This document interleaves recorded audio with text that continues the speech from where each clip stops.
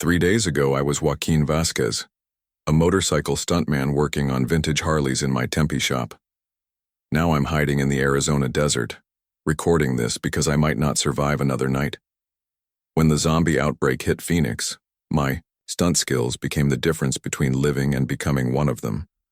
I watched the government abandon us, saw friends turn into monsters, and learned that in 72 hours everything you know can disappear. Before we start the video, let us know what country you are tuning in from in the comment section below. Perhaps we will make a story there. Let's begin.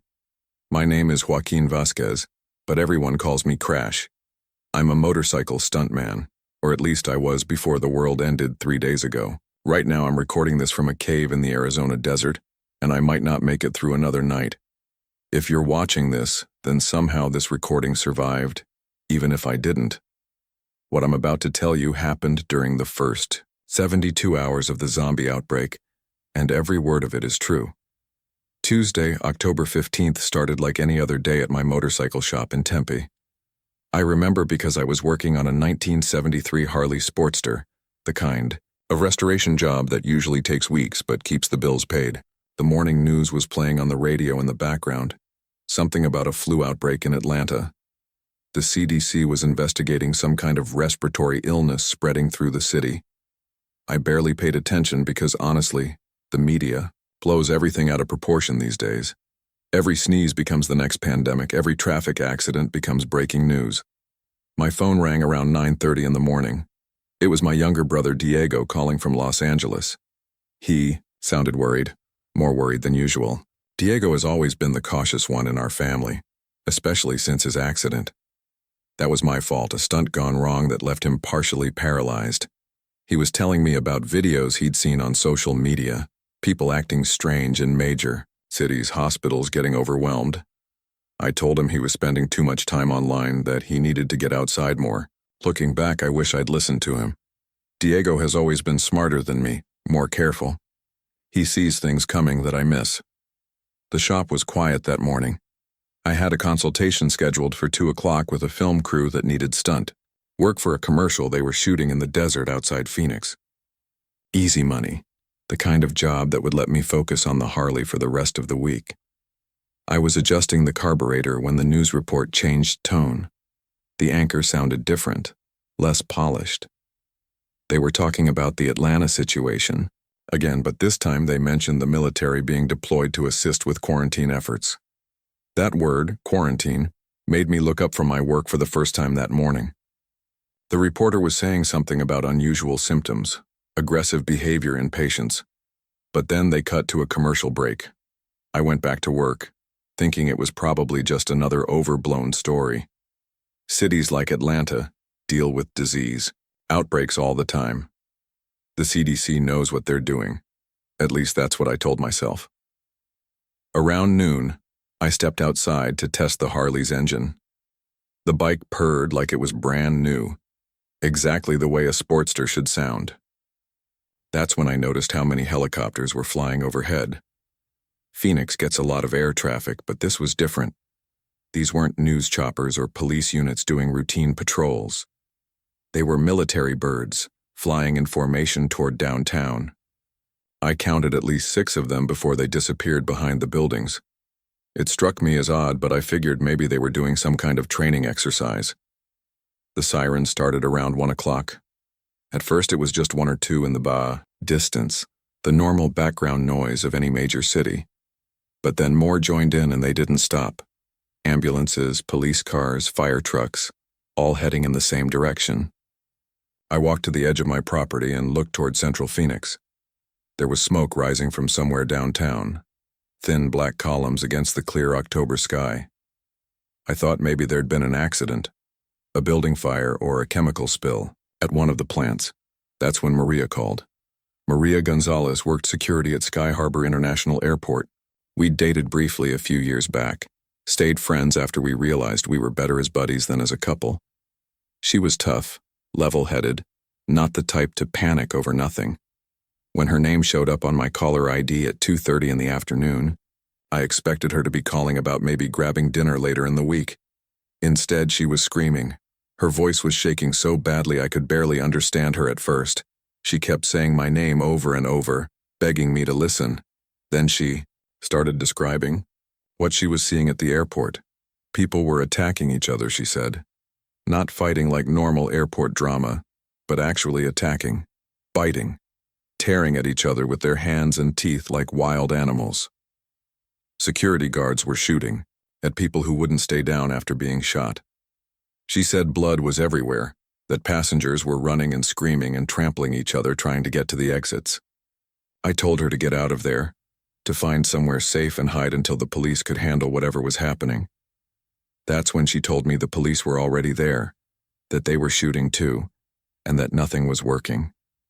The people who were attacking others, she said they looked sick. Their skin was gray, their eyes were empty, and they moved wrong, like puppets with broken strings. Then I heard gunshots through the phone, rapid fire like someone emptying a full magazine. Maria screamed my name one more time and the line went dead. I tried calling her back immediately. Straight to voicemail. I tried again. Same thing. My hands were shaking as I dialed the airport's main number. Busy signal. I called the Phoenix police non-emergency line to report what Maria had told me. Also busy. Every number I tried gave me the same result. That's when I really started paying attention to the sirens. They weren't just coming from downtown anymore. They were everywhere, from every direction, and they weren't stopping. I could hear helicopters again, more of them this time, and they sounded different, heavier. Military transport birds mixed in with the smaller ones. Something was very wrong. I made a decision that probably saved my life. Instead of waiting to see what would happen, instead of trusting that someone else would handle the situation, I decided to go to the airport myself. Maria was in trouble, and I wasn't going to abandon her. I grabbed my leather jacket, my helmet, and my keys. Then, for reasons I still can't fully explain, I also grabbed my portable welding torch and my welding mask from the shop. Something deep in my gut told me I might need protection, and the mask would cover my face completely. My custom Harley fired up on the first kick, the engine sound echoing off the shop walls. I'd built this bike myself, reinforced the frame, upgraded the engine, added extra fuel capacity for long desert rides during stunt shoots. It could outrun almost anything on the road and handle terrain that would stop a regular motorcycle. I had no idea how important those modifications would become. The ride to Sky Harbor should have taken 20 minutes in normal traffic. But there was no normal traffic. The streets were chaos. Cars abandoned in the middle of intersections, some with their doors hanging open like the drivers had just run away. Other vehicles were crashed into buildings, lampposts, each other. I could see people running on the sidewalks, some carrying suitcases or bags, others with nothing but the clothes on their backs. Everyone was heading away from downtown Phoenix. I passed 3 accidents where emergency responders were on scene. But something was wrong with these scenes too. There were too many body bags, too much blood. The paramedics and police officers I could see looked scared in a way I'd never seen before. These were professionals who dealt with the worst situations the city could offer, but they looked like they were seeing something completely outside their experience. The closer I got to the airport, the worse the traffic became. Not because of congestion, but because of abandoned vehicles. People had just left their cars wherever they stopped and continued on foot. I had to weave between dozens of empty vehicles, using the shoulder and even the sidewalk in some places. My stunt training kicked in automatically, reading the road, conditions, finding the safest path through the obstacles. That's when I started seeing them. At first I thought they were injured people who needed help. They were wandering between the abandoned cars, moving slowly, awkwardly. Some were covered in blood, others had torn clothes. I slowed down when I saw the first one, thinking I should stop and offer assistance. But something about the way it moved made me keep my distance. It turned toward the sound of my engine and I saw its face. The skin was pale gray, almost blue in some places. The eyes were completely empty. Not vacant like someone in shock, but truly empty. Like looking into the windows of an abandoned house. When it opened its mouth, I saw that its teeth were stained dark red, and there was something hanging from between them that I don't want to describe in detail. It started moving toward me, not walking but lurching forward with jerky, unnatural movements. Fast enough that I knew I needed to get away immediately. I gunned the engine and swerved around it, but I could see it in my mirrors continuing to pursue the sound even after I was long gone. Over the next 2 miles, I saw dozens more of these people. They were scattered along the highway and parking lots, stumbling out of buildings. All of them had that same gray skin, those same empty eyes, that same awkward but determined movement. And all of them turned toward my motorcycle when they heard the engine. The perimeter around Sky Harbor Airport was complete chaos. Police cars, fire trucks, and ambulances were everywhere, but most of them were empty. Emergency vehicles with their doors hanging open, radios still crackling with urgent transmissions. I could see bodies on the ground, some in uniform, some in civilian clothes, but I could also see some of those bodies moving, trying to get up despite injuries that should have been fatal. I parked the Harley behind an abandoned fire truck and approached the terminal on foot. The automatic doors had been shattered, glass covering the entrance area. There was blood on the walls, the floor, even splattered on the ceiling in some places. The airport's usually pristine appearance was destroyed. Signs were torn down, seating areas overturned, and there were dark stains everywhere that I didn't want to examine too closely. Inside the terminal was worse. I'd been to Sky Harbor hundreds of times over the years, and it was always busy but organized. Now it looked like a war zone. Luggage was scattered everywhere, abandoned where people had dropped it while running. The information screens were still displaying flight information, but no planes were taking off or landing. I could hear announcements over the PA system, automated messages telling passengers to remain calm and wait for further instructions. That's when I saw my first attack up close. A man in a business suit was standing near gate A12, just staring at nothing. His shirt was torn, there were dark stains down the front, and he was swaying slightly like he was having trouble staying upright. I thought he might be in shock from whatever had happened in the terminal. I started walking toward him, thinking I could help or at least find out what was going on. Then a woman came around the corner from the direction of the restrooms. She was pulling a small suitcase behind her, probably trying to find a way out of the airport.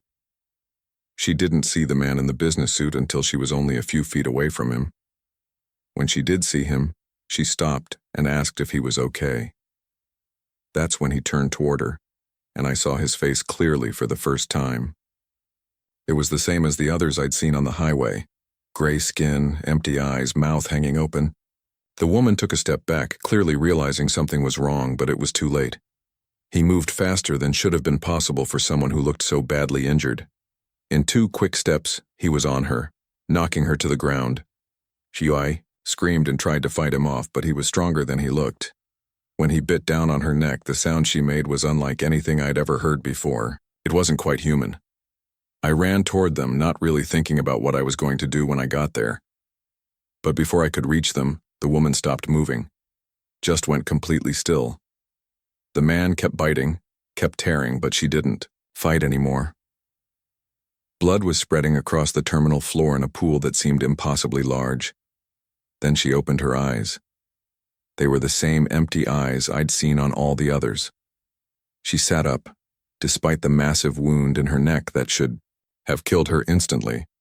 She looked around until her gaze fixed on me, then she started trying to get to her feet. I backed away slowly, my mind trying to process what I'd just witnessed. People don't survive injuries like that. People don't get up and start walking around after losing that much blood. But somehow she was doing exactly that. And now both of them were looking at me with those same hungry, empty expressions. That's when I heard Maria's voice. She was calling my name from somewhere deeper in the terminal. Her voice sounded weak, scared, but she was alive. I had to make a choice between running away from the airport and trying to find her. The smart play would have been to leave immediately, to get as far away from this place as possible. But I couldn't abandon Maria, especially not after hearing her voice. I put on my welding mask, which covered my entire face and gave me some protection if one of those things tried to bite me. Then I lit my portable welding torch. The flame burned, bright blue, and made a loud hissing sound that seemed to keep the gray-skinned people at a distance. They were afraid of the fire, or at least cautious around it. I made my way deeper into the terminal, following the sound of Maria's voice. She was holed up in a security office behind the main checkpoint, barricaded behind overturned desks and chairs. When she saw me, she almost cried with relief. She told me that the attacks had started about an hour earlier, that people who got bitten died within minutes, but then got back up and started attacking others. The infection, whatever it was, spread incredibly fast. Maria had seen dozens of people die and come back. She'd watched the police and security guards empty their weapons into attackers who should have dropped but kept coming. She'd seen bite victims go through what looked like a rapid fever, then death, then reanimation into something that wasn't human anymore. Getting out of the airport was the most terrifying experience of my life up to that point. We had to move carefully, avoiding the groups of infected that were wandering through the terminals. They seemed drawn to sound and movement, so we stayed quiet and took advantage of their slow, awkward gait to stay ahead of them. The welding torch kept them back when we had no other choice but to get close. Outside, the situation was even worse. Military vehicles were arriving, but instead of helping survivors, they were setting up roadblocks to keep people from leaving the area. I could see soldiers in full combat gear, but they looked scared. These were trained military personnel, and they were as frightened as everyone else. We made it back to my motorcycle, but now there were infected people everywhere. They'd heard the engine when I arrived and had been drawn to the area. Getting to the bike meant running past at least a dozen of them. Maria grabbed onto my back and I gunned the engine. The Harley's power got us away from the immediate threat, but I could see infected people streaming out of buildings all along our route back toward Tempe. The ride back to my shop took twice, as long as the trip to the airport. We had to avoid entire streets that were blocked by abandoned vehicles or groups of infected. I started to understand their behavior patterns during that ride. They were drawn to noise, especially engine noise. They moved in loose groups, not really coordinating but following each other toward whatever had attracted their attention. And they were tireless. I saw some of them pursuing sounds for blocks, never stopping, never giving up. When we finally reached my shop, I immediately started barricading the entrances. Maria helped me move heavy equipment in front of the doors and windows while I tried to process what we'd witnessed. She filled in details I had missed during our escape. The infected retained enough motor function to open doors, climb stairs, and navigate obstacles, but they seemed to have lost all higher brain function. They didn't use tools, didn't communicate, didn't show any sign of their former personalities. But they remembered certain things. They remembered places where they'd found food, which meant they remembered places where they'd found living people, and they kept returning to those places over and over again. As night fell, we could hear them outside the shop, scratching at the walls, testing the doors and windows. The sounds were constant, a steady background noise that made it impossible to relax. Every few minutes we'd hear footsteps on the roof, or something bumping against the building's exterior, walls. I tried calling the emergency services again, but the lines were either busy or completely dead. The radio was still broadcasting, but the news reports were becoming increasingly desperate. Atlanta was under complete military quarantine. Similar outbreaks were being reported in Chicago, Miami, and Los Angeles. The government was establishing temporary evacuation centers for uninfected civilians, but the locations kept changing as the situation developed. That's when I heard something that made my blood run cold. Diego's voice on the emergency radio frequency, broadcasting from Los Angeles. He was alive, but he was warning anyone who could hear him to stay away from the major cities. The government evacuation centers were being overrun as fast as they could be established. The military was pulling back to what he called defensible positions, which meant they were abandoning the civilian population. I tried to reach him on the radio, but there was too much interference and too many other people trying to use the same frequencies. All I could do was hope that he'd remember our old emergency plans, the places we'd agreed to meet if something ever happened to separate us during a crisis. Outside, the sounds were getting louder. More infected were finding their way to the shop, drawn by the noise we'd made during our barricading efforts. I could hear them clustering around the building, and occasionally one would find a weak spot in our defenses and try to break through. The welding torch had worked well at the airport, so I prepared several more portable torches and made sure we had plenty of fuel. Fire seemed to be the only thing they were afraid of, or at least cautious around.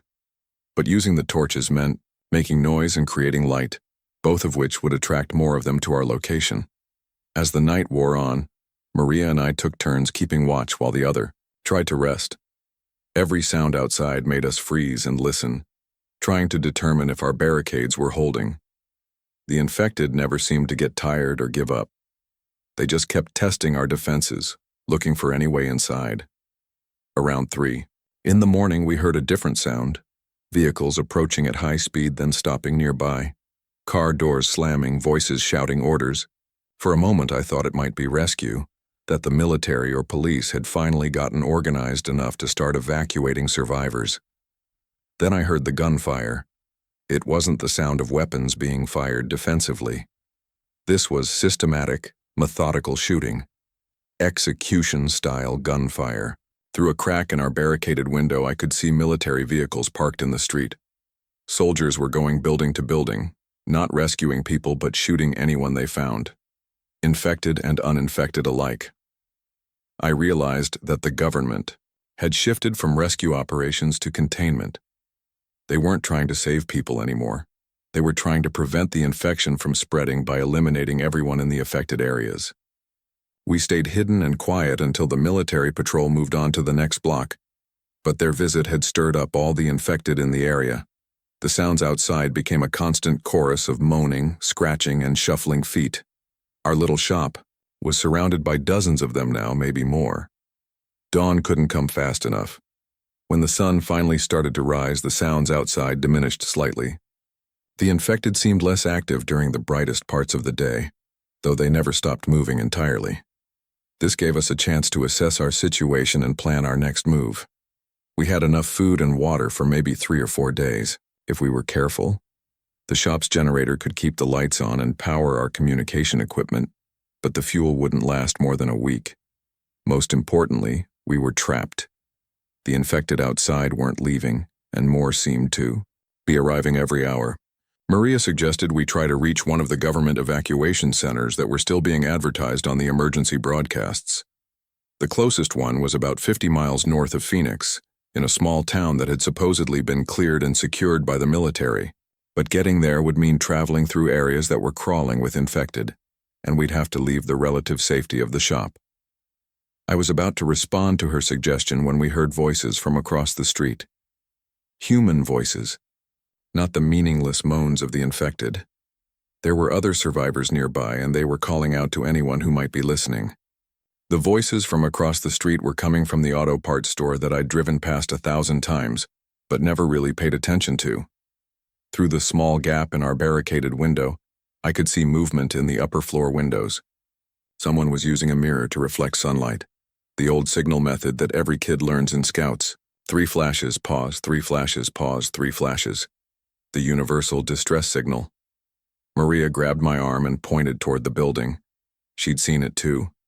After spending the night surrounded by the sounds of infected trying to break into our shop, hearing actual human voices felt like discovering water in the desert. But it also presented us with a terrible decision. Our barricades were holding for now, but crossing the street to reach the other survivors would mean exposing ourselves to the infected that were still wandering around outside. I used my own mirror to signal back, letting them know we were alive and aware of their presence. The response came immediately. More flashing, but this time in a pattern I recognized from my military friends. Basic tactical communication.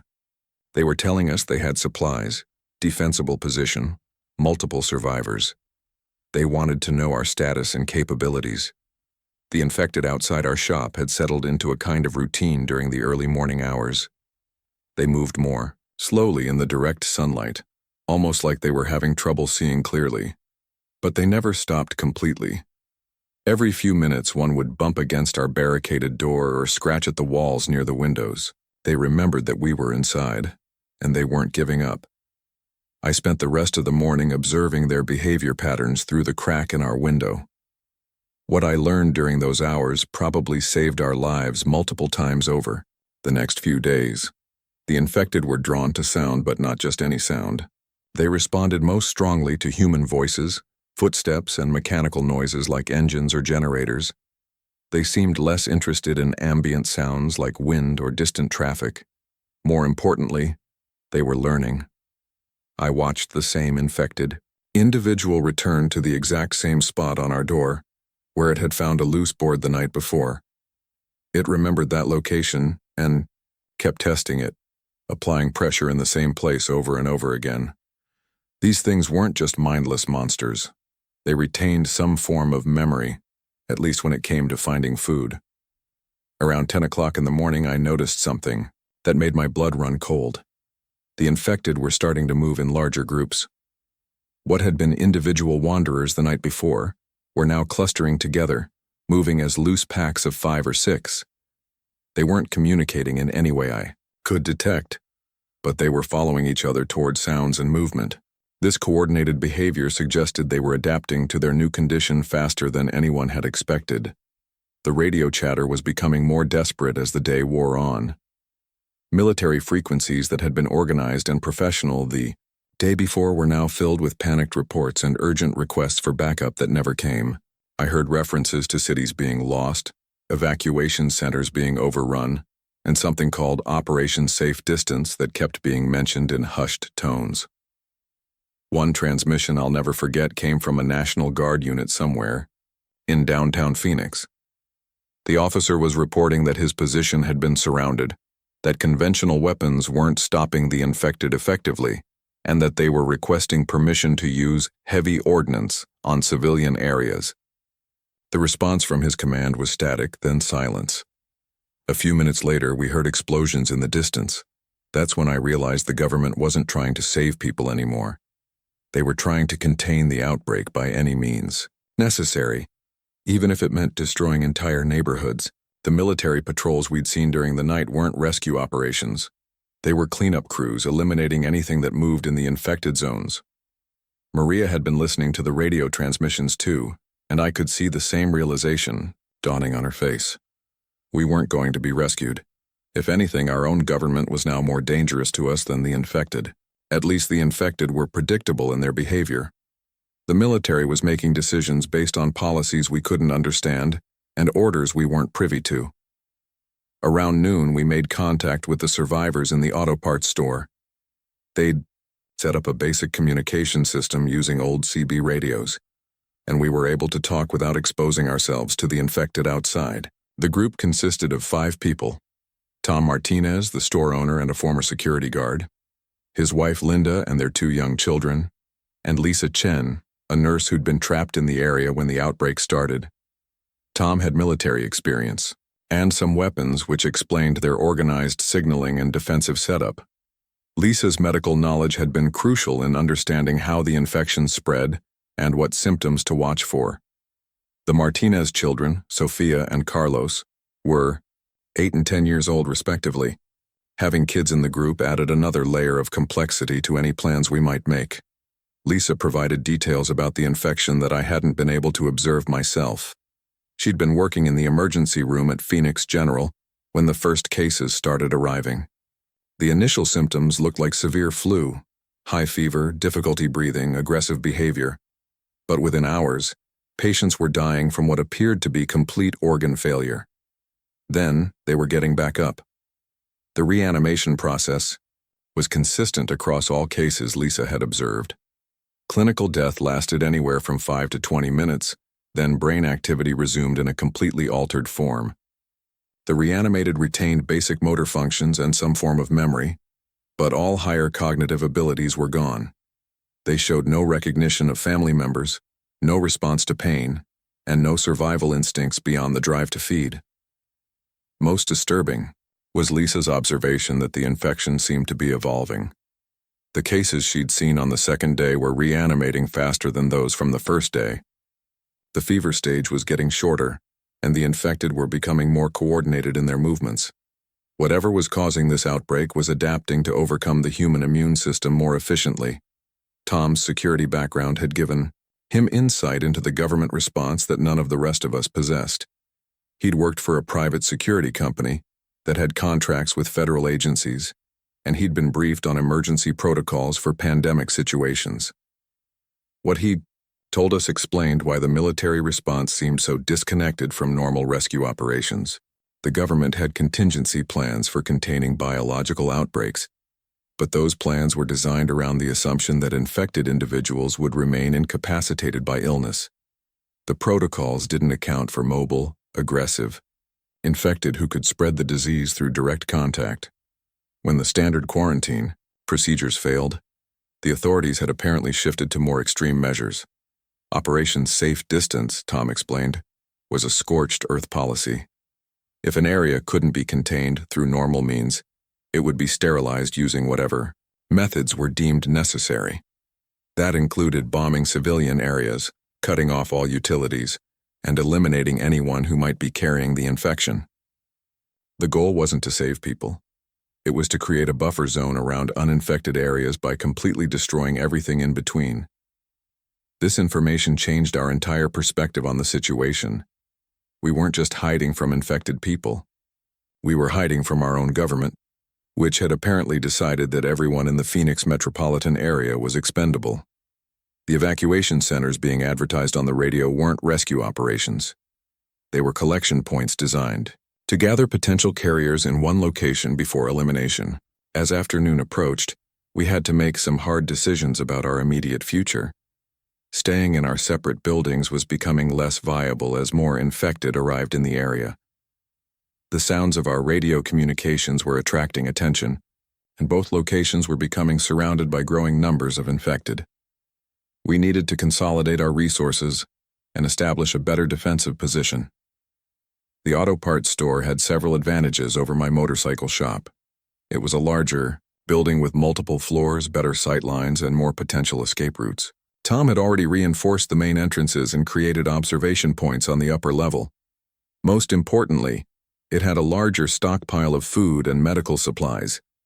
But getting Maria and myself across the street meant exposing ourselves to at least 30 infected that were now clustered around our building. Some of them had been there since the previous night and showed no signs of giving up or moving on. They just kept circling the building, testing our barricades, waiting for us to make a mistake. I spent an hour studying their movement patterns and identifying the best time to make our move. The infected seemed less active during the hottest part of the day between noon and 2 o'clock. Their movements became more sluggish and they tended to cluster in shaded areas. It wasn't much of an advantage, but it was the best opportunity we were going to get. We prepared for the crossing by gathering essential supplies and weapons. I strapped on my welding gear and made sure both portable torches had full fuel tanks. Maria armed herself with a crowbar and put on every piece of protective clothing she could find. We couldn't take much with us, but we prioritized medical supplies, communication equipment, and anything that could be used as a weapon. The plan was simple but terrifying. I would use the welding torch to clear an immediate path while Maria stayed close behind me. Tom would provide cover from the upper floor of the auto parts store using the hunting rifle he'd retrieved from his apartment. Lisa would have the door open and ready to barricade again the moment we got inside. At exactly 1:30 in the afternoon, we made our move. The infected responded to the sound of us removing our barricades faster than I'd expected. By the time we opened the door, there were already 6 of them converging on our position. The welding torch kept them back, but the bright flame and loud hissing sound attracted more from the surrounding area. Crossing the street felt like running through a nightmare. The infected moved faster than their awkward gait suggested, and they showed no fear of the fire that was keeping them at bay. I had to sweep the torch back and forth constantly to maintain a clear zone around us. Maria stayed so close behind me that I could feel her breathing on my neck. Halfway across the street, one of the infected managed to get around my defensive arc. It lunged at Maria from the side, moving faster than any of the others I'd seen. She swung the crowbar with both hands, connecting with its skull hard enough to knock it down, but it immediately started getting back up. These things didn't stay down unless you destroyed the brain completely. Tom's rifle shot took the infected's head apart just as it was regaining its footing. The sound of the gunshot echoed through the neighborhood, and I knew it would draw every infected within hearing distance to our location. We had maybe 30 seconds before the area would be swarming with them. We made it to the auto parts store just as the first wave of infected arrived. Lisa slammed the door behind us and immediately started barricading it with furniture and equipment that Tom had prepared for exactly this purpose. Through the windows, we could see infected streaming toward the building from every direction. Our successful crossing had cost us our element of surprise and turned the auto parts store into a beacon for every infected in the area. The next few hours were spent reinforcing our defenses and getting to know our new companions. The Martinez children were handling the situation better than I would have expected, but I could see the fear in their eyes when they thought no one was looking. Sophia, the 8-year-old, kept asking when their grandparents were coming to pick them up. Carlos, who was 10, had figured out that something was seriously wrong but was trying to be brave for his younger sister. Tom had done an impressive job of fortifying the building. He'd blocked all the ground floor windows with steel shelving, units filled with auto parts, creating barriers that were both heavy and difficult to climb over. The upper floor had been converted into a combination observation post and living area, with clear sight lines in all directions, and multiple escape routes if the lower level was compromised. Lisa had established a medical station with supplies she'd gathered from nearby businesses and abandoned vehicles. She'd also created a monitoring system for checking everyone in the group for signs of infection. According to her observations, the incubation period was getting shorter, but there were still several hours between exposure and the onset of symptoms. As evening approached, we could hear the infected gathering outside the building. The sounds were different from what Maria and I had experienced at the motorcycle shop. Instead of random scratching and bumping, there seemed to be a pattern to their movements. They were testing our defenses systematically, working together in ways that suggested a level of organization that hadn't been present the day before. Tom noticed it too. He'd been watching them through one of the upper floor windows, and he was seeing behavior that contradicted everything we thought we knew about how the infected operated. They were using simple tools, picking up rocks and pieces of debris to throw at our windows. Some of them were boosting others up to reach higher access points. A few were even trying to coordinate their attacks, hitting multiple parts of our defenses simultaneously. This evolution in their behavior was happening faster than any of us had anticipated. Whatever was driving the infection wasn't just reanimating dead tissue. It was actively improving the infected's ability to hunt and survive. If this trend continued, our current defensive strategies would become inadequate very quickly. Radio chatter that evening was even more desperate than it had been during the day. Military units were reporting that standard containment procedures were failing, that the infected were adapting to countermeasures faster than new protocols could be developed. Several evacuation centers had been overrun, and the locations of the remaining safe zones were being kept classified to prevent them from being targeted. Most disturbing was a transmission from what sounded like a CDC official. He was reporting that the infection showed characteristics of both a virus and some kind of parasitic organism, that it was unlike anything in the existing medical literature. He mentioned that similar outbreaks were being reported in other countries, suggesting that this wasn't just an American problem. Around 9 o'clock that evening, we lost contact with the outside world. The radio stations went silent one by one, replaced by automated emergency broadcasts that repeated the same basic instructions over and over. Stay indoors, avoid contact with infected individuals, wait for official rescue operations. But we all knew that no rescue was coming. The government had written off everyone in the infected zones. We were on our own, and we needed to start planning for long-term survival rather than short-term rescue. The infected weren't going to disappear, and they were getting smarter and more dangerous every day. Our little group of survivors needed to find a more permanent solution than hiding in an auto parts store. Tom suggested that we start thinking about leaving the city entirely. He'd heard reports that rural areas were less affected, that the infection spread more slowly in areas with lower population density. There were also rumors about survivor communities forming in remote locations, places where people were building new settlements away from the major metropolitan areas. But leaving Phoenix would mean traveling through infected territory with 2 young children, limited supplies, and no guarantee that conditions would be better anywhere else. My motorcycle could carry 2 people at most, and we'd need transportation for the entire group. More importantly, we'd be leaving behind any chance of reuniting with family members who might still be alive in the area. That's when I thought about Diego. My brother had been trying to warn me about the outbreak from the very beginning, and his last radio transmission had mentioned heading toward Arizona.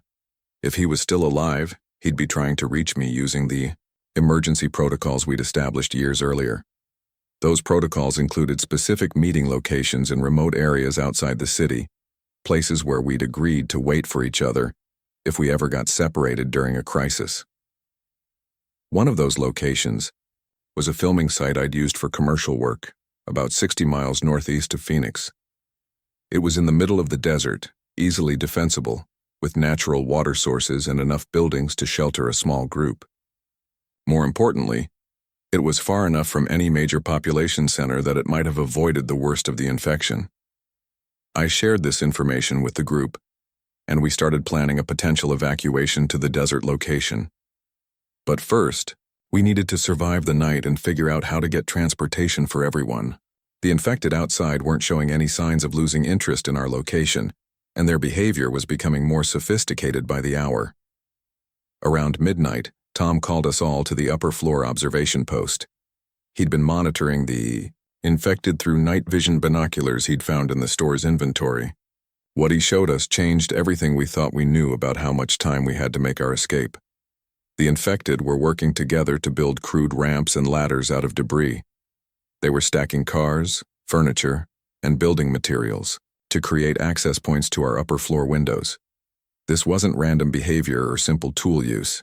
This was planning, coordination, and problem-solving at a level that suggested the infection was enhancing cognitive abilities rather than destroying them. We had maybe 6 hours before they found a way to breach our defenses. The auto parts store, which had seemed like a fortress compared to my motorcycle shop, was about to become a trap. We needed to leave immediately, under cover of darkness, or we'd be trapped inside until the infected eventually overwhelmed our position. The decision to evacuate was unanimous, but the logistics were terrifying. We had no vehicles capable of carrying the entire group, limited supplies, and no knowledge of what conditions were like outside our immediate area. The infected had shown that they could track us by sound, so using my motorcycle was out of the question. We'd have to move on foot through territory that was crawling with infected who were getting smarter and more organized every hour. As we prepared for what might be our final escape from the city, I couldn't help but think about how much the world had changed in just 2 days. On Tuesday morning, I'd been worried about carburetor adjustments and stunt scheduling. Now I was planning a desert survival expedition with a group of strangers, fleeing from an enemy that used to be human and was becoming something else entirely. The infection was spreading faster than anyone had predicted, evolving in ways that defied every assumption about how biological outbreaks were supposed to work. The government response had shifted from rescue to elimination, and the military was treating survivors as potential threats rather than victims in need of help. But we were still alive, still thinking, still human. And as long as we could stay ahead of both the infected and the government forces that wanted to eliminate us, we had a chance to find somewhere safe to rebuild. The desert location I'd mentioned might not be a permanent solution, but it could give us time to figure out what came next. Outside, the infected were getting closer to breaching our defenses. Their improvised ramps were almost tall enough to reach the second-floor windows, and we could hear them testing the structural integrity of their constructions.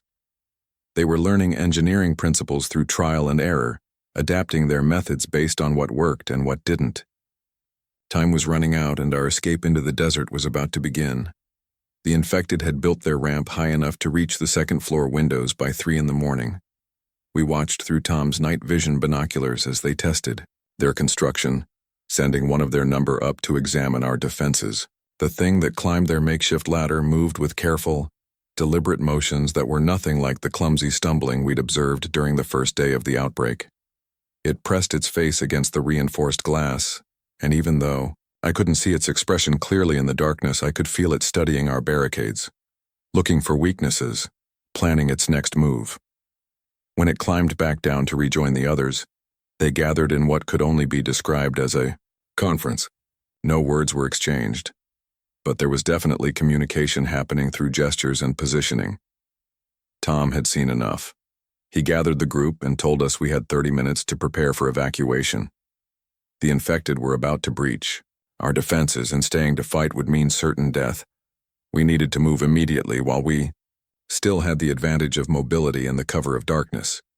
The preparation was frantic but organized. Lisa packed the essential medical supplies into backpacks that could be carried easily during a long trek. Tom gathered the weapons and ammunition, along with basic survival gear from the auto parts store's inventory. Linda helped the children dress in layers and made sure they understood that absolute silence would be required during our escape. I focused on planning our route. Out of the immediate area, the desert filming location I'd mentioned was 60 miles northeast of Phoenix, but we couldn't take the direct route through the city center.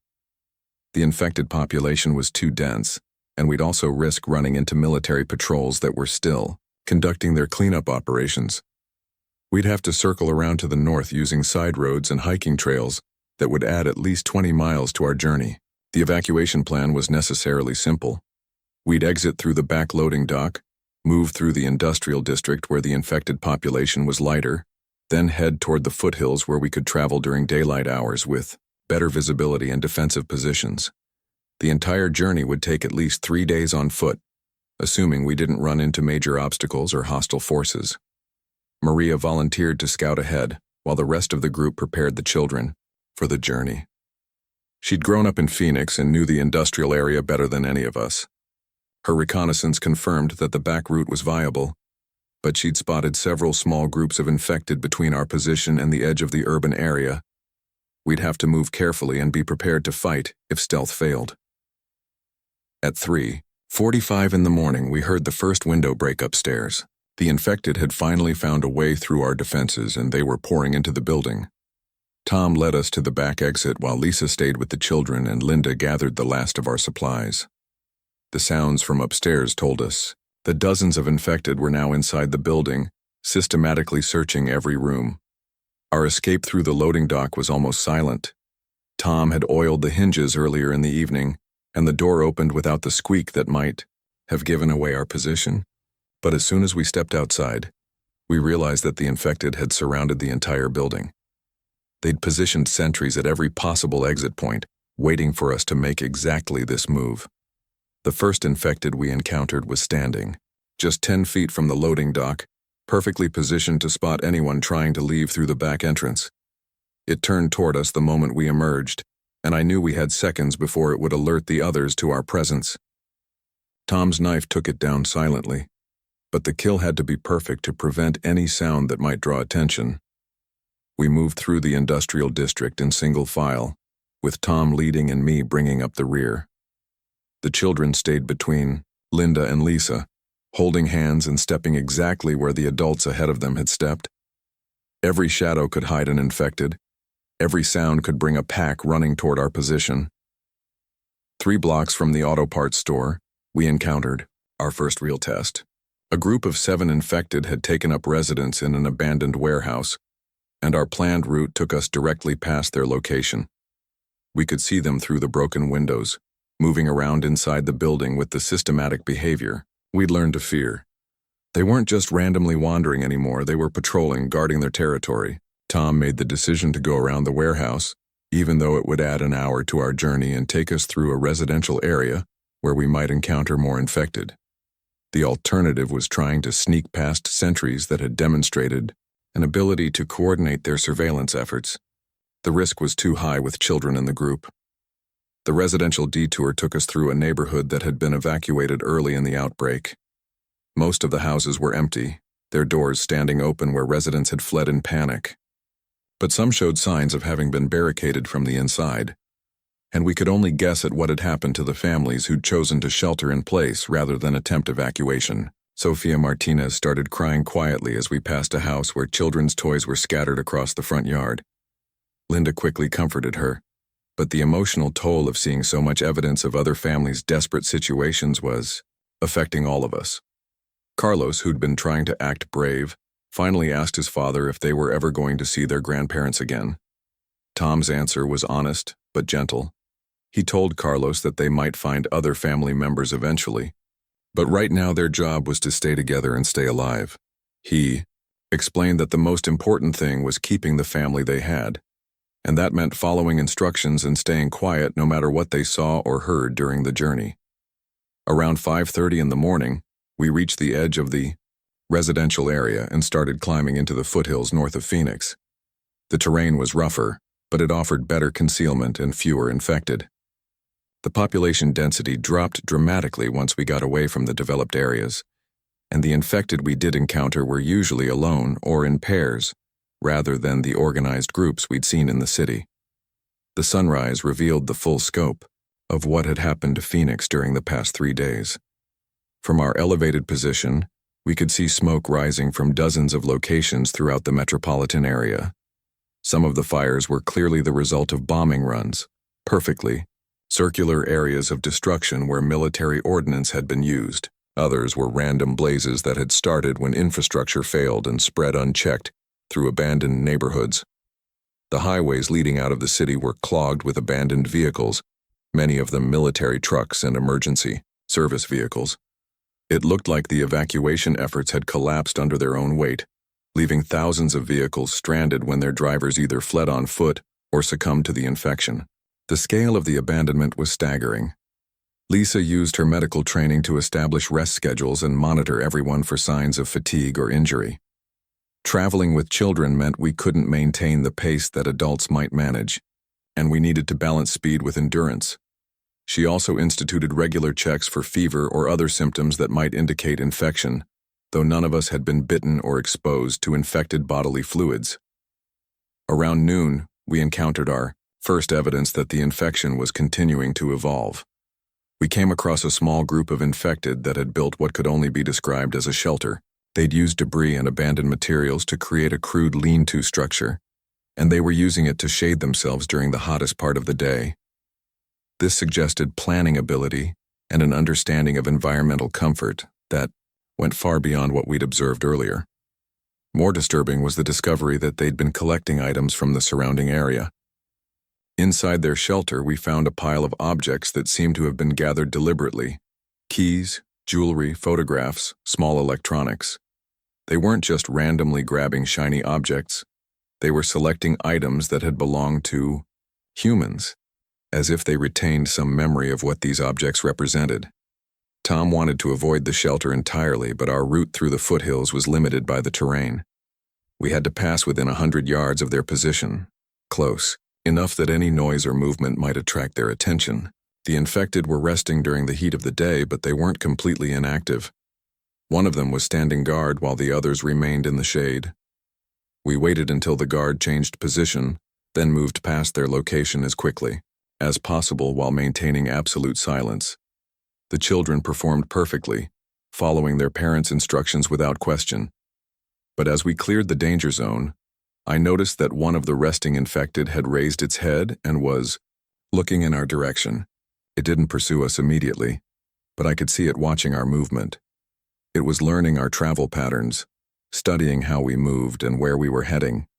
This information gathering suggested a level of intelligence that was evolving far beyond what anyone had predicted during the initial outbreak. The infected weren't just getting better at hunting, they were getting better at thinking. By mid-afternoon, we'd covered about 15 miles from our starting point at the auto parts store. The pace was slower than I'd hoped, but we were making steady progress toward the desert filming location. More importantly, we'd avoided any direct confrontations with infected groups, and everyone in our party was still healthy and uninjured. But our supplies were already running lower than planned. The children needed more water than we'd anticipated, and the physical exertion of hiking through rough terrain was burning calories faster than expected. We'd need to find additional resources before we reached our destination, or we'd arrive too weak to establish a proper defensive position. Tom had been monitoring radio frequencies throughout our journey, hoping to pick up information about other survivor groups or safe areas. Most of the transmissions were automated emergency broadcasts or military communications using codes we couldn't decipher. But around 4 o'clock we heard something that changed our entire understanding of the situation. A civilian radio operator was broadcasting from somewhere in the Flagstaff area, about 100 miles north of Phoenix. He was warning anyone who could hear him to stay away from the government evacuation centers. According to his report, the centers weren't processing refugees for relocation to safe areas.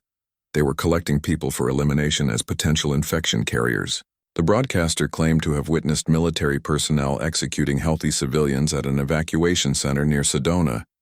Families who'd walked for days to reach what they thought was safety were being shot on arrival, and their bodies burned to prevent any possibility of infection spread. The evacuation centers were death traps designed to eliminate anyone who might be carrying the infection, regardless of whether they showed symptoms. This information validated Tom's earlier warnings about Operation Safe Distance, but it also meant that our original plan to seek government assistance was completely off the table. We were truly on our own, with no possibility of official rescue or support. Any contact with military forces would likely result in our immediate execution. Around 6 o'clock in the evening, we encountered our first hostile survivors. We'd stopped to rest in a small canyon that offered good concealment and protection from the wind. Linda was treating a blister on Carlos's foot, while Lisa checked everyone for signs of dehydration. I was scouting the area ahead when I heard voices coming from the opposite end of the canyon. At first, I thought we'd found another group of friendly survivors, people we might be able to trade with or share information with. But as I got closer to their position, I realized they were arguing about something, and their conversation included references to taking supplies and vehicles from other survivor groups they'd encountered. This group consisted of 4 men who'd apparently been working together since the early days of the outbreak. They were armed with hunting rifles and had obviously been successful at avoiding both infected and military patrols. But they'd also decided that other survivors were competitors for limited resources rather than potential allies. I retreated quietly and warned our group about the potential threat. Tom made the decision to avoid contact entirely, even though it meant backtracking several miles and losing time we couldn't afford to lose. With children in our group, we couldn't risk a confrontation with hostile survivors who had superior weapons and no apparent moral constraints. The detour took us through an area where we encountered more evidence of the infection's evolution. We found what appeared to be an infected construction site, where dozens of infected had been working together to build some kind of structure. The building materials were arranged in patterns that suggested planning and coordination, at a level that defied everything we thought we knew about how the infection affected cognitive function. The structure itself was unlike anything built by humans. It had multiple levels connected by ramps rather than stairs, with wide openings that seemed designed for easy movement by large groups. The infected hadn't just retained construction skills from their previous lives. They were developing new architectural concepts specifically suited to their changed physiology and behavior patterns. Lisa examined the construction site carefully and noted that the building materials showed signs of having been modified using tools. The infected were not only using existing tools, but were apparently manufacturing specialized implements for their construction projects. This suggested problem-solving abilities and forward planning that contradicted every assumption about how brain damage from the infection should affect behavior. As darkness fell, we established a defensive position on a rocky outcrop that offered good visibility in all directions. Tom set up a watch schedule while Linda prepared a cold meal from our diminishing supplies. The children were exhausted, but handling the stress better than any adults had a right to expect. Sophia had stopped asking about her grandparents, but she'd started asking different questions that were somehow more heartbreaking. She wanted to know if the infected people were sick, and if there was medicine that could make them better. Carlos was asking about the other children they'd seen evidence of during our journey, wondering if kids their age were surviving in other groups. Tom answered their questions honestly but age-appropriately. He explained that the infected people were very sick in a way that doctors didn't know how to cure yet. He told them that other children were definitely surviving with their families, and that our job was to find a safe place where kids could be kids again, instead of having to worry about dangers all the time. During the night watch, I had time to think about how much our situation had deteriorated in just 3 days. We'd gone from hiding in a fortified building with adequate supplies to trekking through hostile territory, with limited resources and no clear plan beyond reaching a location that might or might not be safe. The infected were evolving faster than anyone had predicted, developing capabilities that made our defensive strategies obsolete almost as quickly as we could implement them. The government had abandoned any pretense of rescue operations and was actively eliminating anyone who might pose an infection risk. Other survivor groups were turning hostile as resources became scarce and desperation set in. But we were still alive, still moving, still thinking like human beings rather than acting on pure survival instinct. The children were adapting to circumstances that would have broken many adults, and the group was functioning as a cohesive unit despite having been strangers just days earlier. Around midnight, Tom spotted movement in the distance that made him call for complete silence. Through his binoculars, he could see a large group of infected moving through the valley below our position. But they weren't wandering randomly like the infected we'd encountered during the first day of the outbreak. They were traveling in formation, following what appeared to be a planned route toward a specific destination. The group consisted of at least 50 infected, more than we'd ever seen together in one place. They moved with purpose and coordination, maintaining spacing that allowed for optimal movement speed while keeping the group together. Some of them were carrying tools or materials, suggesting they were on some kind of mission rather than simply following random stimuli. Most disturbing was the evidence that they were navigating by landmarks and following a predetermined path. This wasn't migration behavior or random wandering. This was organized travel by a group that had planned their route and was executing a complex movement over multiple miles of terrain. Lisa observed that this level of organization required communication, planning, and leadership structures that shouldn't exist among infected individuals with compromised brain function. The infection wasn't just preserving cognitive abilities. It was enhancing them in ways that made the infected more effective as a group than they had been as individuals. We watched the infected column until it disappeared into the distance, heading in the general direction of Phoenix. Whatever their destination, they were moving with the kind of purpose and organization that suggested the infection was reaching a new phase of development. The random attacks and individual hunting behavior of the early outbreak was giving way to coordinated group activities with specific objectives. The implications were terrifying. If the infected were developing organizational capabilities, they could potentially coordinate attacks on survivor settlements, share information about human defensive strategies, and adapt their tactics based on previous encounters. The scattered groups of survivors that had managed to establish secure positions might suddenly find themselves facing coordinated assaults by dozens or hundreds of infected working together. As dawn approached on our second day of travel, we prepared to continue our journey toward the desert filming location. We'd covered almost 30 miles since leaving the auto parts store, but we still had at least 30 miles to go before reaching relative safety. Our supplies were running low, everyone was showing signs of fatigue, and we'd learned that both the infected and other survivor groups posed greater threats than we'd originally anticipated. The landscape ahead of us was more desolate than the foothills we'd been traveling through, offering less cover but also fewer opportunities for ambush. We'd be exposed during daylight hours, but we'd also be able to see threats coming from a greater distance. It was a trade-off that reflected all the impossible choices we'd been forced to make since the outbreak began. Tom gathered the group for a final equipment check and briefing before we descended into the desert proper. He reminded everyone about the importance of water conservation, staying together and maintaining silence during movement.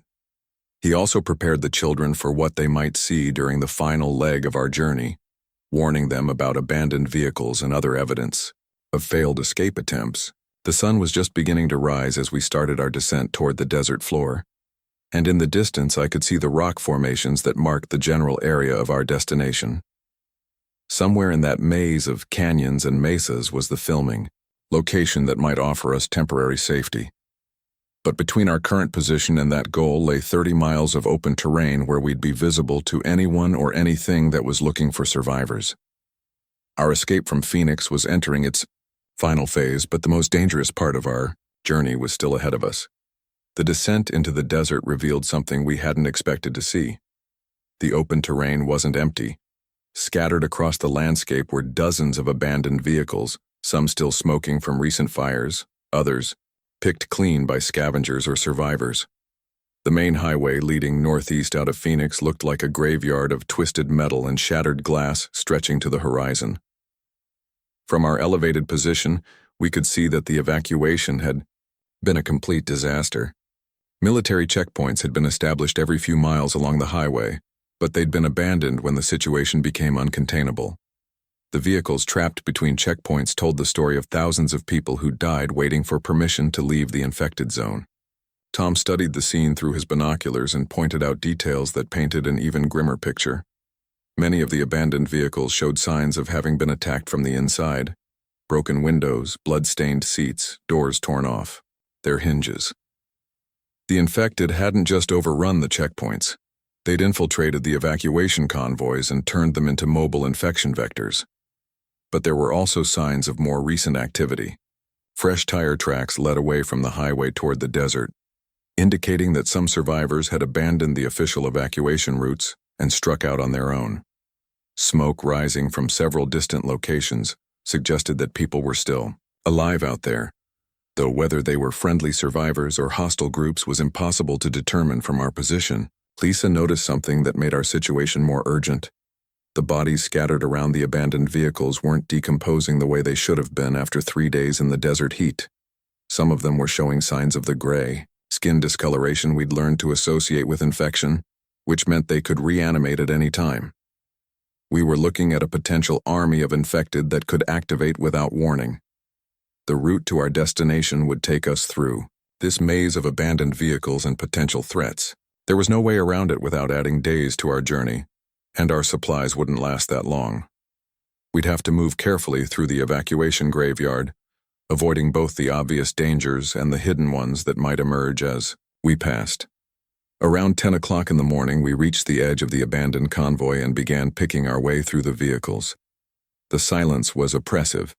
No bird songs, no insect sounds, no wind through the metal husks. Even the children seemed to understand that this place demanded absolute quiet. The first vehicle we passed closely was a family sedan with Oregon license plates. The windows were intact, but the interior was destroyed. Luggage was scattered across the back seat, and there were claw marks on the upholstery that could only have been made by human fingernails. A child's stuffed animal lay on the ground beside the open driver's door, covered in dark stains that I didn't want to examine too closely.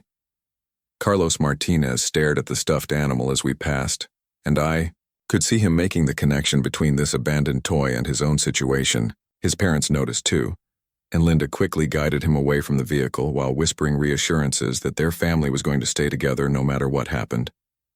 3 vehicles later, we found our first evidence that some evacuation attempts had succeeded. A pickup truck had been loaded with supplies and equipment in a way that suggested careful planning rather than panicked flight. The truck itself was disabled, probably out of fuel, but the way the cargo was arranged indicated that its occupants had unloaded systematically and continued their journey on foot. Tom found tracks leading away from the pickup truck toward the northeast, the same direction we were heading. The footprints included children's shoes, which meant at least one family had made it this far and chosen to continue toward the desert rather than turning back toward Phoenix.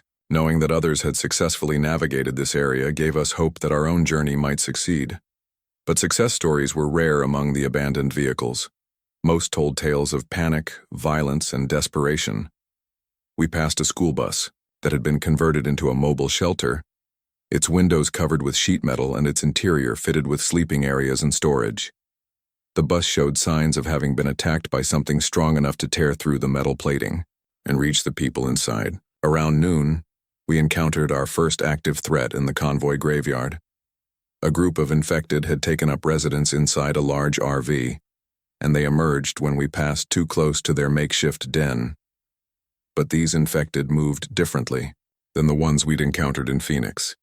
They were slower, more methodical, and they seemed to be conserving energy rather than pursuing us with the relentless intensity we'd learned to expect. Lisa observed that the desert heat might be affecting their metabolism, forcing them to adapt their behavior to survive in an environment their bodies weren't designed for. This could work in our favor during daylight hours, but it also meant they'd be more active and dangerous during the cooler evening and morning periods. The infected from the RV followed us for almost a mile before giving up the pursuit. They didn't lose interest because they forgot about us or got distracted by something else. They made a deliberate decision to stop wasting energy on prey that was moving too fast to catch efficiently. This kind of tactical thinking was another evolution in their behavior that made them more dangerous opponents. As afternoon approached, we found evidence that the military's Operation Safe Distance had extended far beyond the Phoenix metropolitan area. Crater patterns in the desert indicated that bombing runs had targeted even individual vehicles and small groups of survivors. The government wasn't just trying to contain the infection within city limits, they were attempting to eliminate anyone who'd escaped the initial quarantine zone. One crater was still smoking, suggesting the bombing had occurred within the past day or two. The target had been a small camp where survivors had attempted to establish a rest area beside the highway. Tents, vehicles, and personal belongings were scattered across a wide area, but there were no bodies visible. Either the occupants had been completely destroyed in the blast, or they'd seen the aircraft coming and managed to scatter before the bombs fell. Tom found pieces of military ordnance that confirmed his worst fears about the government response. The bombing wasn't using conventional explosives designed to destroy buildings or vehicles. They were using incendiary weapons specifically designed to eliminate biological threats. The military had orders to sterilize entire areas, burning everything that might harbor infection regardless of whether it posed an actual threat. This discovery forced us to change our travel plans. We couldn't continue along the highway during daylight hours when we'd be visible to surveillance aircraft. We'd have to find concealment during the day and travel at night, despite the increased risk of encountering more active infected. The alternative was being incinerated by our own government's scorched earth policies. We took shelter in a large drainage culvert that ran under the highway, a concrete tunnel that provided both concealment and protection from the desert heat. The children were exhausted from the morning's hike, and everyone needed rest before attempting night travel through unfamiliar terrain. While the others rested, I climbed to a position where I could observe the surrounding area without exposing myself to aerial surveillance. What I saw confirmed that our situation was even more precarious than we'd realized. Military aircraft were conducting regular patrol flights over the evacuation routes, and they were dropping ordnance on anything that looked like human activity. But I also spotted something that gave me hope. In the distance, perhaps 10 miles toward our destination, I could see what looked like a controlled fire. The smoke was rising in a pattern that suggested someone was managing the burn, rather than just letting it spread randomly. This might indicate a survivor settlement that had established enough security to risk maintaining fires during daylight hours. Around 4 o'clock in the afternoon, our rest period was interrupted by voices echoing through the drainage system. Other survivors had found the same shelter we were using, and they were approaching from the opposite direction. We had no way to determine their intentions before they discovered our presence, so Tom prepared the group for either negotiation or conflict. The voices belonged to a family of 5 who'd been traveling for 4 days since escaping from a failed evacuation center near Scottsdale. Their story confirmed the worst reports we'd heard about government collection points. Healthy civilians were being separated from those showing any signs of illness. Then both groups were being eliminated to prevent any possibility of infection spread. This family had escaped during the chaos when infected individuals overran the evacuation center's perimeter. They'd witnessed military personnel shooting fleeing civilians to prevent them from spreading the infection to other areas. Men, women, and children were all considered equally dangerous if they'd been exposed to any infected individuals, regardless of their actual health status. Their information about conditions ahead was both encouraging and terrifying. They'd passed through the area we were heading toward and confirmed that there were survivor settlements in the desert canyons, but they'd also encountered organized groups of infected that were actively hunting for human settlements. The infection had spread to the rural areas, and the infected there were displaying the same enhanced coordination and intelligence we'd observed in Phoenix. More disturbing was their report that some survivor settlements had been compromised from within. People who'd shown no signs of infection had suddenly turned during the night, attacking their companions without warning. The incubation period was apparently variable, and some individuals could carry the infection for days before showing symptoms. This information forced Lisa to implement more stringent health monitoring protocols for our group. Everyone would be checked for fever and other symptoms multiple times per day, and anyone showing signs of illness would be quarantined immediately. We couldn't afford to have our group compromised by a hidden infection when we were so close to reaching relative safety. The other family decided to continue toward Phoenix, hoping to find relatives who might still be alive in the city. We tried to convince them that the city was too dangerous, that the military was bombing anything that moved in the infected zones. But they'd left family members behind when they fled to the evacuation center, and they couldn't abandon them without at least attempting a rescue. We shared some of our medical supplies with them and provided information about the routes we'd used to escape the metropolitan area. In return, they gave us detailed directions to the survivor settlements they'd encountered in the desert canyons. But as we watched them disappear back toward the east, I knew we'd probably never see them again. As evening approached, we prepared for night travel through the final stretch of desert between our current position and the filming location. The temperature was dropping quickly, which meant the infected would become more active, but it also meant we'd be less visible to military surveillance, and the cooler air would make the journey easier for the children. Tom had been monitoring radio frequencies throughout the day, and he'd picked up transmissions from the survivor settlements ahead of us. They were using coded communications that suggested military training or experience, and they were coordinating defensive activities against both infected attacks and military reconnaissance flights. One transmission mentioned something called the Zone, which appeared to be a network of connected settlements that were sharing resources and information. The Zone had established protocols for accepting new refugees, but they were extremely cautious about anyone who'd been exposed to urban infected populations. We'd need to undergo quarantine and health screening before being allowed into any established settlements. Around 8 o'clock in the evening, we left our shelter and began the final push toward the filming location. The desert landscape was eerily beautiful under the starlight, but every shadow could hide a threat and every sound could bring danger running toward our position. We moved in single file with Tom navigating by landmarks he'd memorized during his afternoon reconnaissance. The first 5 miles passed without incident, but then we started encountering signs of recent conflict. Spent shell casings, disturbed earth, and dark stains on the rocks indicated that someone had fought a battle in this area within the past few days.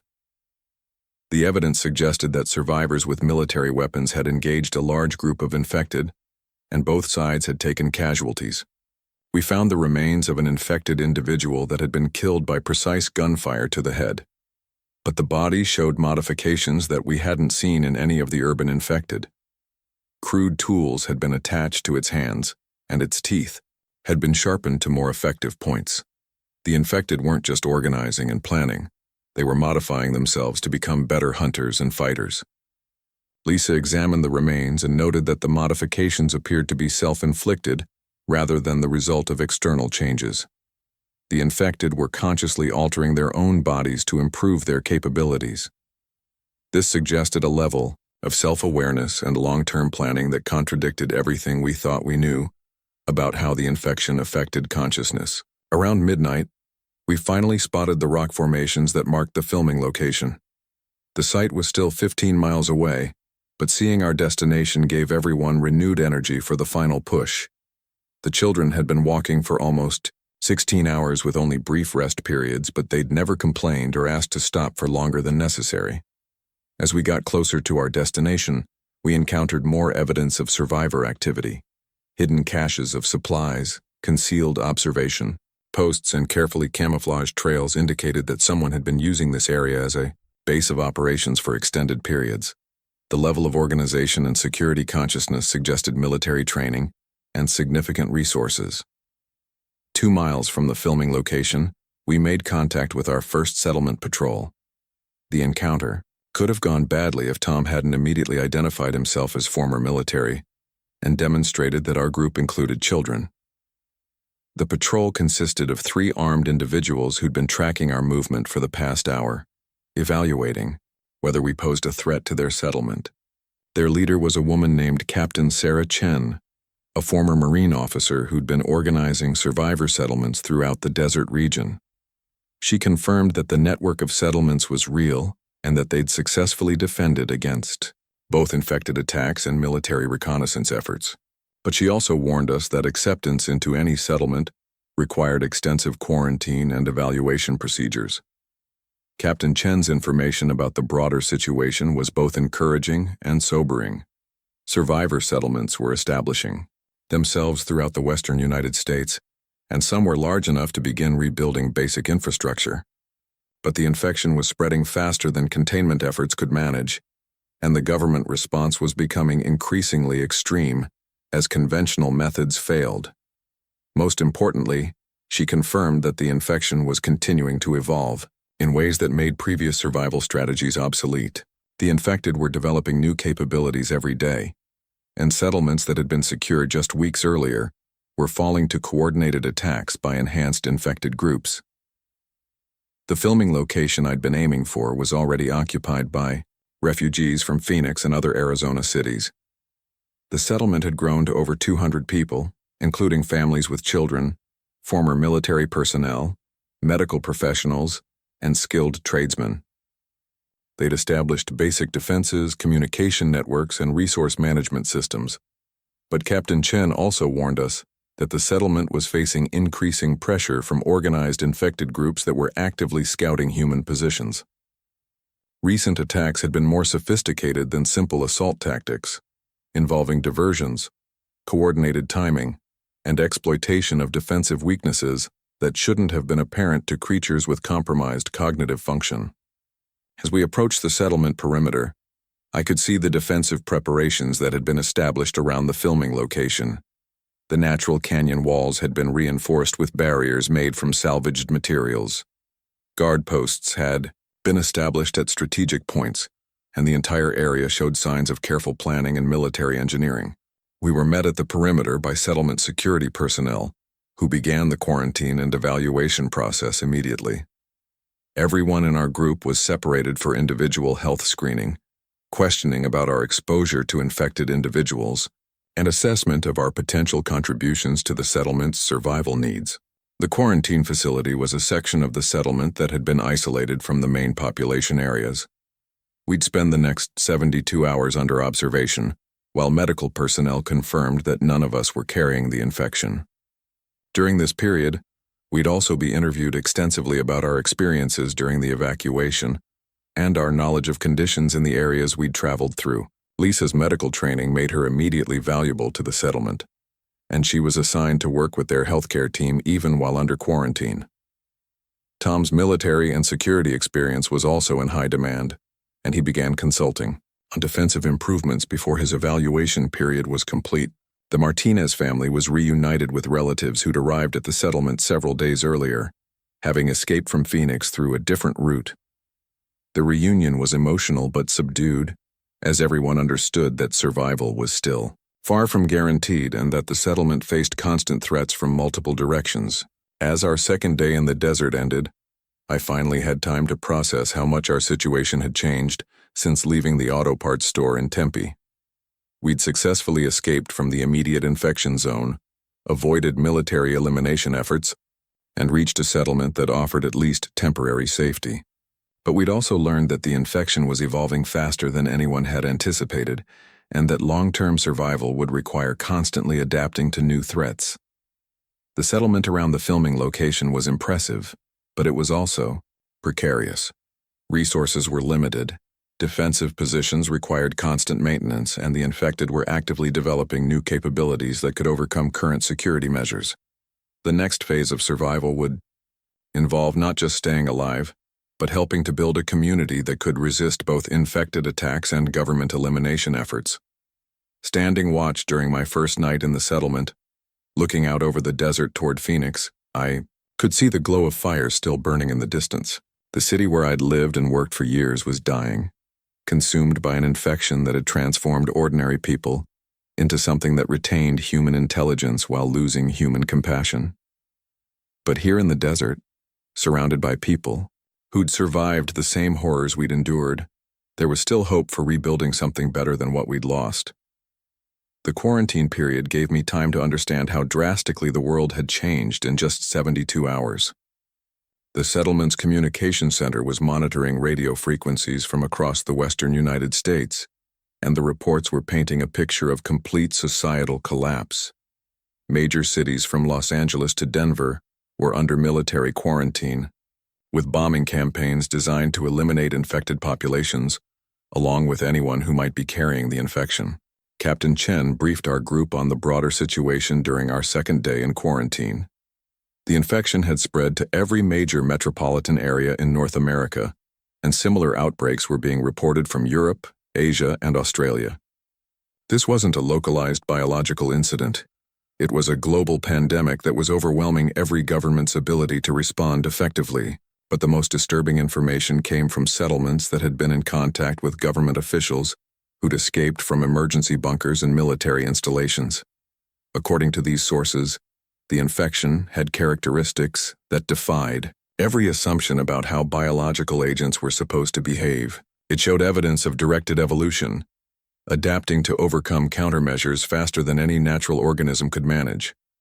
Some scientists who'd managed to escape from CDC facilities were suggesting that the infection might not be entirely biological in origin. The rapid development of enhanced cognitive abilities in infected individuals, their apparent coordination across vast distances, and their systematic approach to eliminating human settlements suggested some form of external guidance or control.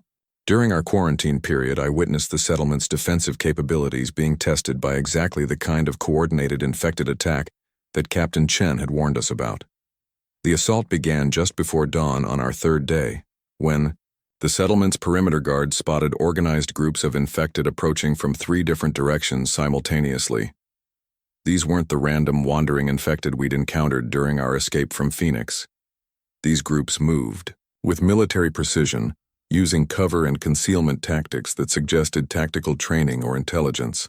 They'd obviously studied the settlement's defensive layout and planned their attack to exploit weaknesses in our perimeter security. The infected had also brought tools and equipment with them: crude ladders constructed from salvaged materials, cutting implements fashioned from vehicle parts, and what appeared to be explosive devices made from propane tanks and improvised detonators. They weren't just relying on physical strength and numbers anymore. They were using technology and engineering principles to overcome human defenses. The settlement's response was equally sophisticated. Former military personnel had established overlapping fields of fire, coordinated communication systems, and prepared defensive positions that channeled attacking forces into predetermined kill zones. But even with superior weapons and tactical advantages, the defense was difficult and costly. What made the attack particularly terrifying was the infected's apparent willingness to sacrifice themselves to achieve tactical objectives. Some infected individuals threw themselves onto razor wire barriers to create paths for others, while others detonated their improvised explosives to breach defensive walls even though the blasts killed them instantly. This kind of self-sacrifice for group objectives required planning and commitment that shouldn't exist among creatures with compromised brain function. The attack lasted almost 6 hours before the remaining infected withdrew in an organized retreat that suggested they'd accomplished their reconnaissance objectives even though they hadn't overrun the settlement. They'd tested our defenses, identified our capabilities, and gathered intelligence that would be used to plan future attacks. Captain Chen's assessment after the battle was sobering. The infected were developing military capabilities at an accelerated pace, and they were sharing tactical information between groups across wide geographical areas. Settlements that had successfully defended against early attacks were falling to subsequent assaults that incorporated lessons learned from previous defeats. During the cleanup after the attack, we discovered evidence that confirmed our worst fears about the infection's evolution. Some of the infected attackers carried crude maps drawn on salvage materials, showing the locations of multiple survivor settlements throughout the region. They weren't just attacking randomly. They were conducting a systematic campaign to eliminate human resistance in a coordinated pattern. More disturbing were the modifications that many of the infected had made to their own bodies. Sharpened teeth, reinforced fingernails, and crude armor fashioned from metal scraps indicated that they were consciously improving their effectiveness as combatants. Some had even modified their limbs to better handle weapons and climbing equipment. Lisa's medical examination of the infected casualties revealed changes that went beyond simple reanimation of dead tissue. The infected showed evidence of enhanced muscle density, improved reflexes, and modified sensory organs that gave them superior night vision and hearing. The infection wasn't just preserving human capabilities, it was systematically improving them for combat and survival purposes. On our 4th day in the settlement, we received information that changed everything we thought we knew about the government's response to the outbreak. A military officer who'd escaped from a command bunker in Colorado arrived at the settlement, with intelligence about Operation Safe Distance and the broader strategy for dealing with the infection.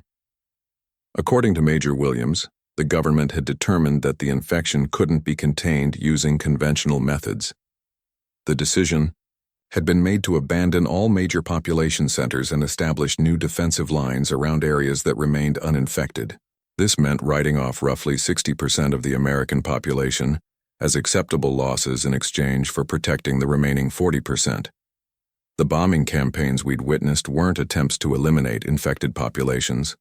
They were designed to create uninhabitable buffer zones between infected areas and regions that were still under government control. The strategy assumed that infected populations would eventually exhaust their food supplies and die out naturally if they were prevented from spreading to new areas.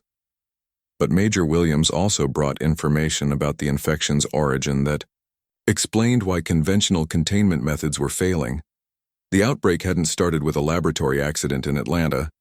It had begun simultaneously in research facilities around the world, suggesting that it was either a coordinated attack or the result of some kind of external intervention. The infection showed characteristics of both biological and technological systems, with infected individuals displaying enhanced capabilities that seemed to be networked across vast distances. Groups of infected in different states were coordinating their activities and sharing tactical information through means that weren't understood by any scientific or military experts who'd studied the phenomenon. Most terrifying was Major Williams' report that the infection was still evolving and spreading, but now it was doing so in ways that suggested conscious direction, rather than random mutation. New variants were appearing that seemed specifically designed to overcome particular defensive strategies or environmental challenges. Around this time, we established contact with my brother Diego, who'd been broadcasting on emergency frequencies from a settlement near Flagstaff. The reunion was emotional, but it was also brief because Diego brought urgent information about infected activities in the northern part of the state. Diego's group had encountered infected individuals who were building what could only be described as infrastructure. Roads, bridges, and communication systems were being constructed by organized infected populations who were working with engineering knowledge that exceeded what most humans possessed. The infected weren't just surviving in the post-outbreak world. They were beginning to build their own civilization. More importantly, Diego had witnessed infected groups capturing uninfected humans alive rather than simply killing and consuming them. The prisoners were being transported to locations where they were held in containment facilities that suggested the infected were studying human behavior and possibly conducting some form of experimentation. This information forced us to reconsider our entire understanding of what the infected were trying to accomplish. If they were taking prisoners and conducting research, then they had objectives beyond simple survival and reproduction. They were working towards some kind of long-term goal that required understanding human capabilities and weaknesses. The settlement's leadership council met to discuss this new intelligence and develop strategies for dealing with threats that were more sophisticated than anyone had anticipated. The consensus was that traditional defensive strategies wouldn't be sufficient against an enemy that was actively studying human tactics and developing countermeasures. Captain Chen proposed establishing a network of smaller, more mobile settlements that could relocate quickly when faced with organized infected attacks. The infected were apparently tracking large settlements and planning coordinated assaults, but smaller groups might be able to avoid detection and maintain their mobility advantage. But this strategy would require abandoning the infrastructure we'd built at the filming location and accepting a much more precarious existence with limited resources and no fixed defensive positions. The decision would mean trading security for mobility, and it wasn't clear whether the settlement's population was prepared to make that sacrifice. While the Leadership Council debated our long-term strategy, I volunteered for reconnaissance missions that would provide intelligence about infected activities in the surrounding areas. My motorcycle skills and knowledge of the local terrain made me valuable for scouting operations that required speed and mobility.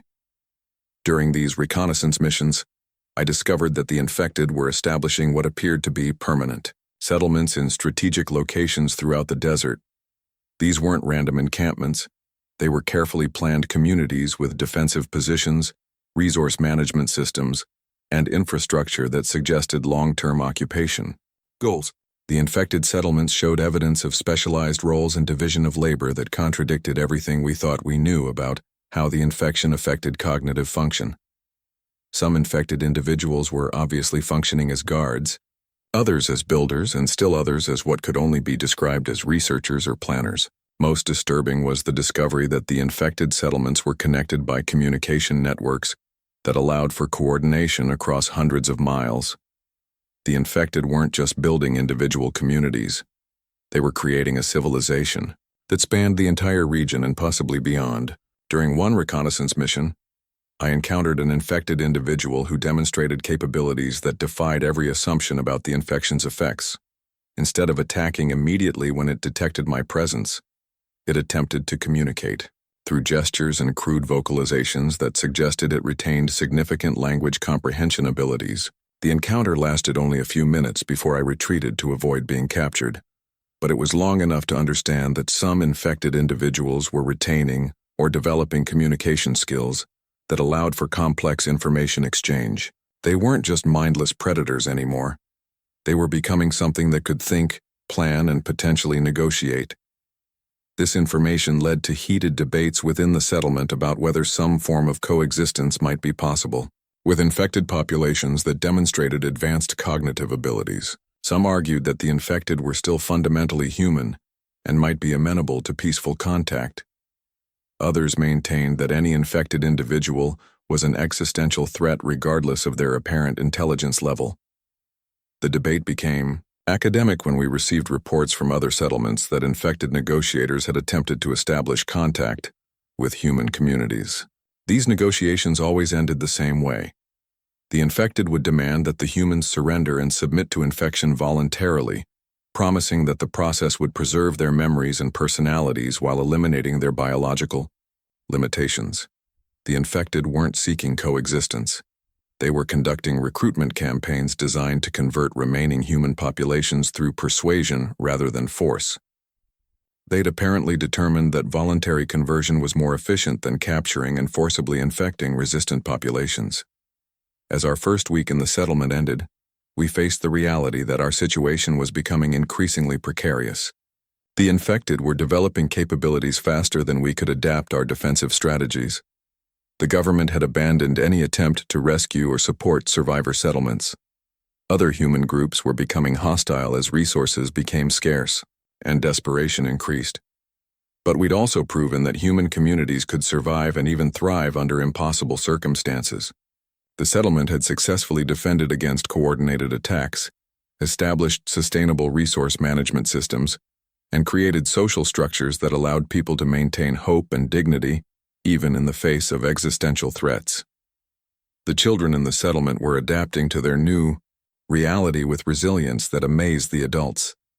They were learning survival skills, contributing to community defense efforts, and maintaining the curiosity and optimism that would be essential for rebuilding civilization when the immediate crisis passed.